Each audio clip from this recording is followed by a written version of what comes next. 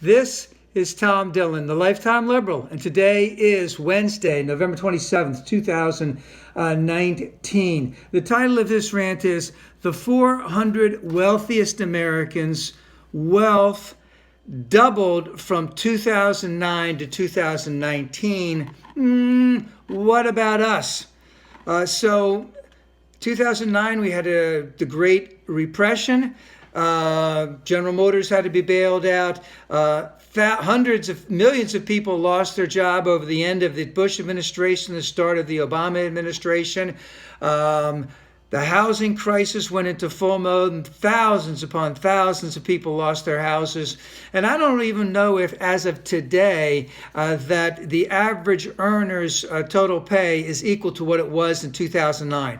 If it has increased, it's just increased in the last 2 years or so.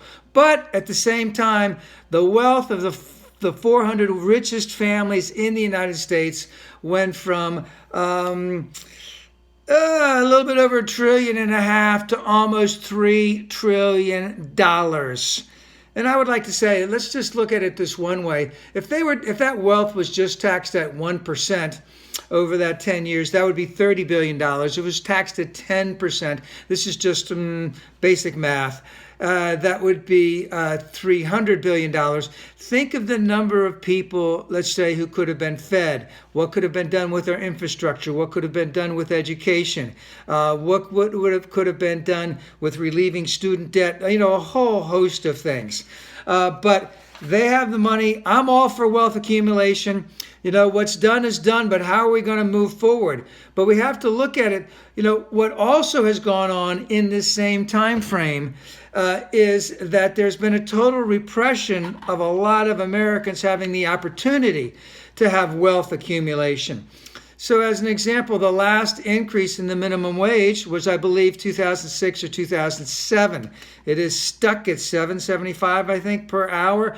Let's just say that Republicans have gone out of their way not to increase the minimum wage. And in red states, where the Republicans have the state legislature, they're preventing the largest, let's say, cities in their state, which have blue representation, which are mostly Democrat, from raising the minimum wage just in that area. So they're doing everything that they can to keep the minimum wage down. They're continuing to try and have laws in the state level, the local level, national level, to repress the ability of unions to organize, ability of unions to do collective bargaining, or those who want to form unions. Again, they've also been against equal pay for equal work for women. So we know this this is fact, that the average white woman makes 81 cents per every dollar for the same work as the man does, as a white man does. It goes down to like 62 to 65 cents for a black woman, and it goes down to 58 cents for a Native American woman. So these are things that are holding back, let's just say, wealth accumulation.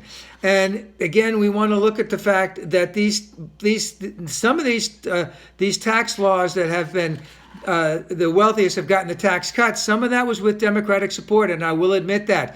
But again, in all the cases of this, Republicans are want to have tax laws that favor the rich and the super rich, which are mostly white people.